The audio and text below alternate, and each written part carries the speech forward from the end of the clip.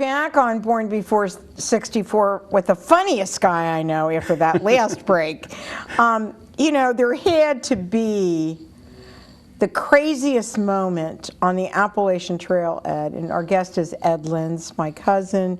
He's an author, a former Navy submarine commander, and track and field and physics teacher. I mean, you've done everything. Is there something that you still have to want to do? I want to be a TV host. Like me. Good. We'll make that happen. But I think I'd like to make your book into a film and an audio book as well. I would too. I would too. I want to tell you a little bit more about the trail because I think that it's very important for people that are our age to know that you can do these things. What sort of training did I do before this? Well, my wife and I are very avid walkers, and particularly my wife, Sharon. She walks about 2.5 miles each day. I walk with her. So I was used to walking, but then I decided, once I decided I was going to try this adventure, I started to walk with a backpack. So I would start to work my way up with weights in it. Started with maybe 10 pounds, then 20 pounds, then 30 pounds.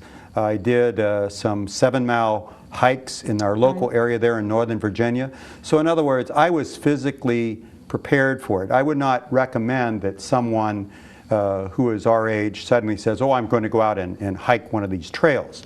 You need to prepare for it. And going with people that were experienced. Exactly. I had some experienced people with me on that. And I also had the proper equipment, which I had done research on. You know, now with the internet, you can certainly learn all about things. One of the things in my book, Life Row, I talk about, you notice it says 10 steps to survive a medical crisis. One of the first steps is to know your enemy. In my particular case, I took the same approach that I had in Life Row with my tips to families, how to survive a medical crisis, to educate myself about how do you do these long hikes?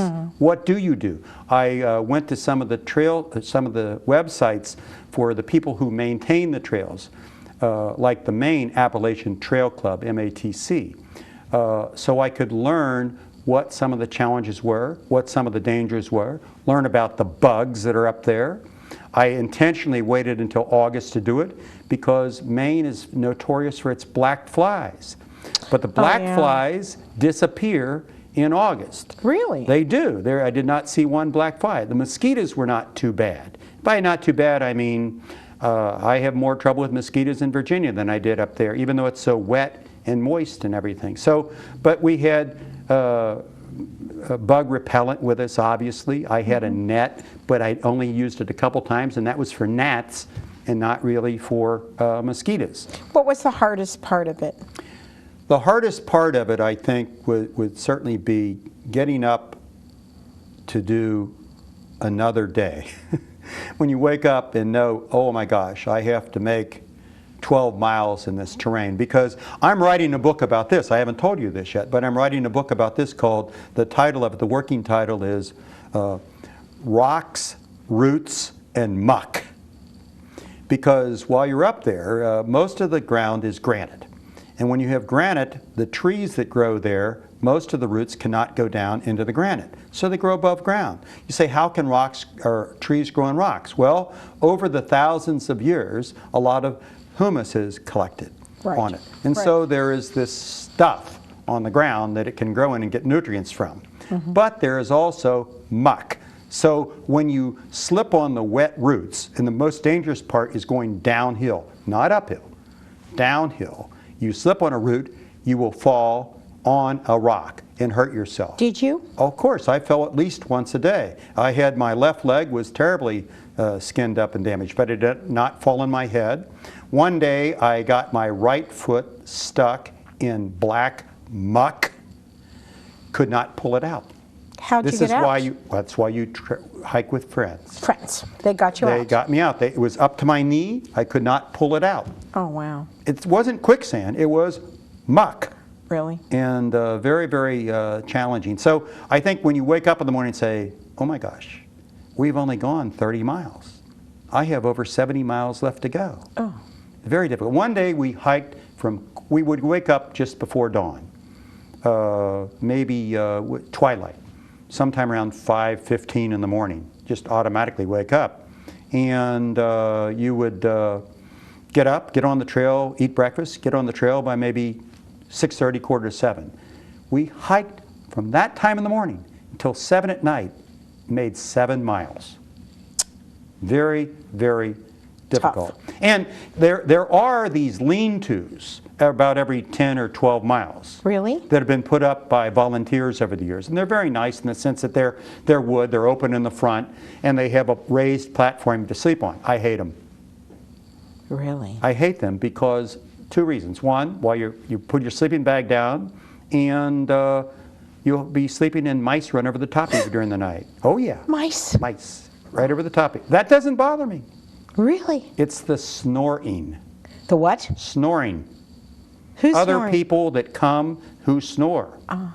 And so you're tired, you're trying to go to sleep, and someone is going like that. How big are these lean-tos? About from here to the TV camera over there, maybe 20 feet wide, something like that. How many people are there? How many sleeping bags can you put in there? And you don't know who's going to come in. They could have bed bugs or something. We had a through hiker come through. We had all gone to sleep. You want to try to get your sleep because you're really tired. So when it gets dark, everyone goes to sleep. So we had a through hiker come through, and her trail name was Golden Goddess. And I assure your listeners, she was neither golden nor a goddess. She's not listeners, they're viewers. Well, they're listening too, I hope. Oh, really? I hope so too.